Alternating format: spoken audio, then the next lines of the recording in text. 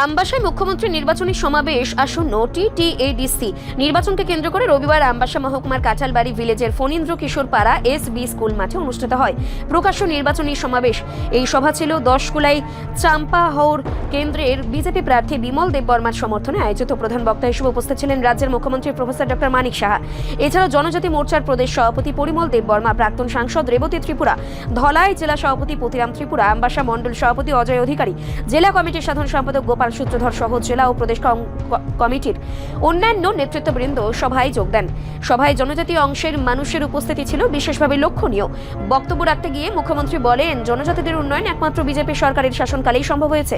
তিনি অভিযোগ করেন, বিরোধী দলগুলি নানাভাবে মানুষকে বিভ্রান্ত করার চেষ্টা করছে এবং তীব্রমাথা দল নির্বাচনী পরিবেশকে অশান্ত করে তুলেছে।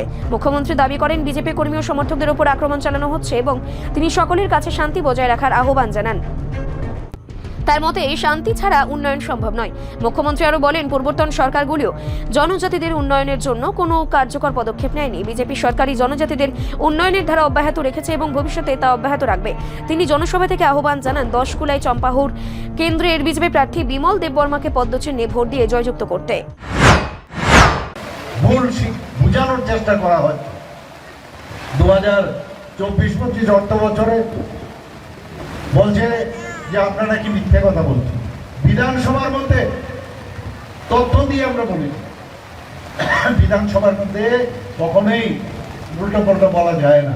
সেখানে আমরা কি বলেছি 2024-25 অর্থ বছরে যে আমরা এই জনজাতি অধ্যুষিত এলাকায় টিটিএডিসি শুদ্ধ আমরা 39 পয়েন্ট, আমাদের যে বাজেট 39.06% আমরা শুধু জনজাতি অধ্যুষিত এলাকায় খরচ করেছি।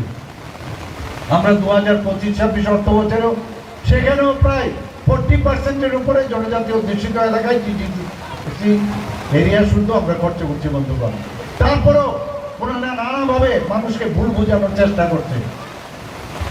একবার ভারতীয় জনতা পার্টির সরকার, একবার ভারতীয় জনতা পার্টির একটা রাষ্ট্রবাদী সরকার, যারা সব সময় ওনারা প্রথমেই এই রাষ্ট্রবাদী সরকার দেশের জন্য চিন্তা করেন, রাজ্যের জন্য চিন্তা করেন, তারপর নিজের জন্য চিন্তা করেন।